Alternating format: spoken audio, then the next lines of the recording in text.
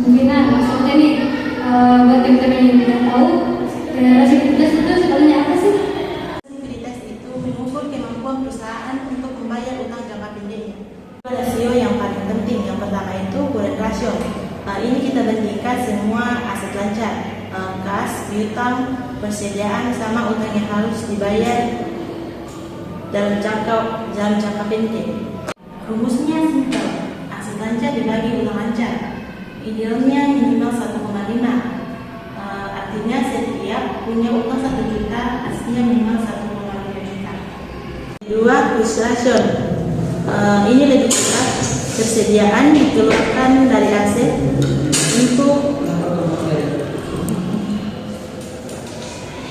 karena persediaan tidak bisa langsung diuangkan. Rumusnya itu aset lancar dikurang persediaan dibagi utang lancar.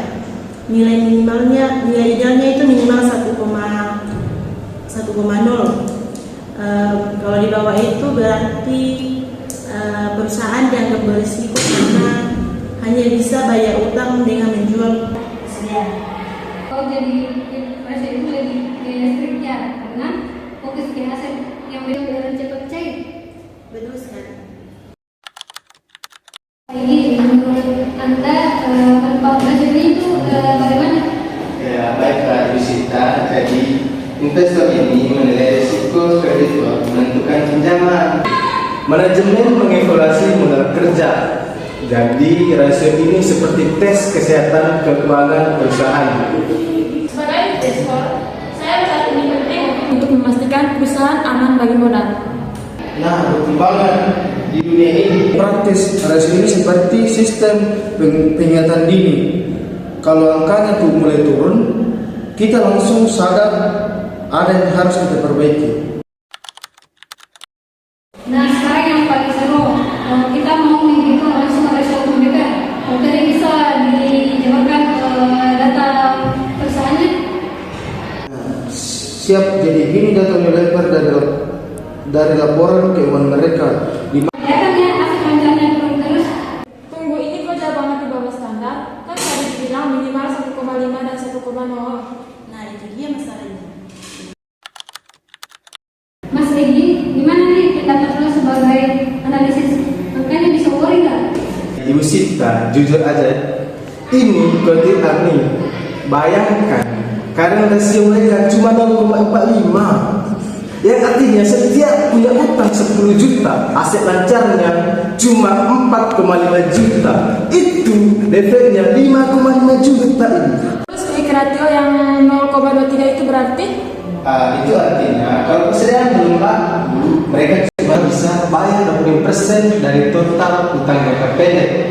Sisanya masalah besar kalau kreditor baru. Oke, tunggu dulu. Kita memang sengaja minimalkan kas menganggur. Kenapa? Kita mengoptimalkan modal kerja. Selain itu, utang lancar kita banyak. Yang utang dengan TV masuk itu bagian dari strategi bisnis normal kita. Pak Ferry, I respect them. Tapi tetap aja angka 0,45 dan 0,23 itu too low. Yang apalagi trennya itu turun terus 3 tahun. Itu red flag buat investor dan kreditor, Pak. Kalau aku udah invest di Unilever, harus bagaimana nih? Itu misalnya kita lihat apakah ada perbaikan. Kalau 2-3 kuartal ke depan masih turun, seriously consider untuk diversifikasi portofolio. Paham? Tapi kita lagi ambil langkah konkret, percepatan pembayaran piutang, negosiasi syarat pembayaran, sama pemasok, optimasi perputaran persediaan. Percayalah, kita sadar dan menangani hal ini. Jadi intinya ada program tapi manajemen sedang berusaha memperbaiki. Tepat sekali, kekhawatirannya nyata.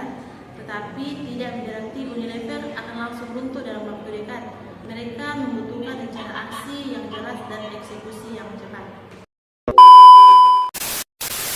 Guys, itu dia tadi pembahasan kita tentang rasionalitas. Yang dimana karya rasio itu minimal 1,5 dan rasio itu minimal